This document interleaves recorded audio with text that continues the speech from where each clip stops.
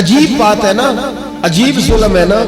एक बच्चा रात को इसलिए खाना नहीं खा रहा, ये उसकी मर्जी का पका हुआ नहीं, और एक तरफ मेरे ही वतन में उस वीडियो ने भी मेरी चीखें निकलवा दी, जिसमें एक बेटी, और उसकी उम्र भी बिल्कुल उतनी है जितनी मेरी बेटी की उम्र है, उससे वो साफी पूछता है, पाँव उसके नंगे हैं और पाँव पे कीड़े चढ़ रहे हैं, पानी जो चारों जानब है।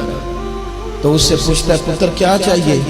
वो कहती है, सिर्फ रोटी खानी है, कोई मुतालबा नहीं, कोई मुतालबा नहीं, रोटी दा दुख न पूछो, ये रोटी बंदा खा जा दीजिए, रोटी बंदा खा जा।